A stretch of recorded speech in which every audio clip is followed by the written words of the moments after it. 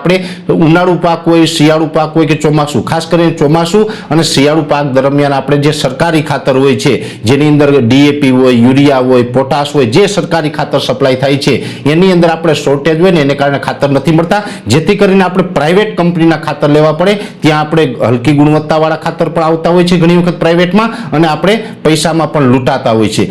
આ વર્ષે સરકારે જે મુજબ હાલના જે વર્તમાન જે કૃષિ મંત્રી છે, એ કૃષિ મંત્રીએ વચન આપ્યું હતું, પોતે કૃષિ મંત્રી બનતાની સાથે જે કહ્યું હતું કે કોઈ ચિંતા નહીં કરતા, કોઈ ખાતરનો સંગ્રહ નહીં કરતા, ખાતરની સપ્લાય અમે રેગ્યુલર આપવાના છે, અને એ જ મુજબ આ સંપૂર્ણ શિયાળુ પાક દરમિયાન આપણે ખાતરની સપ્લાય મળી છે. એટલે આ બંને બાબત મને ખૂબ સારી લાગી છે, એટલે હું એને અભિનંદન આપું છું. પણ ખાસ આપણે ખેડૂત ભાઈઓ ખાસ એક વાત એ પણ યાદ રાખવાની હોય, જ્યારે પણ સરકારની ખાતરની સપ્લાય ચાલુ હોય તો પણ આપણે ખાતર જે ખેતરમાં આપવાનું હોય છે એ યોગ્ય માત્રામાં જ આપવું, ઓવરડોઝ ના કરવું. અમે તો વખતો વખત કહી રહ્યા છે કે ડીએપી હોય, યુરિયા હોય, એનપીકે હોય, પોટાશ જે કેમિકલ ખાતર છે એ બંધ કરો અને આપણે પ્રાકૃતિક ખેતી તરફ આવો. છાણિયું ખાતર વાપરો, જીવામૃત વાપરો, અથવા તો કોઈ ઓર્ગેનિક ખાતર વાપરો, સેન્દ્રીય ખાતર વાપરો, અથવા તો વર્મી કમ્પોસ્ટ કે આવું બધું વાપરો. પણ આપણે કેમિકલ ખાતર ન વાપરવા જોઈએ, કેમ કે કેમિકલ ખાતરથી આપણી જમીન ખરાબ થાય છે. છતાં પણ ઘણા બધા મિત્રો એવા પણ છે આપણા દેશની અંદર ખેડૂતો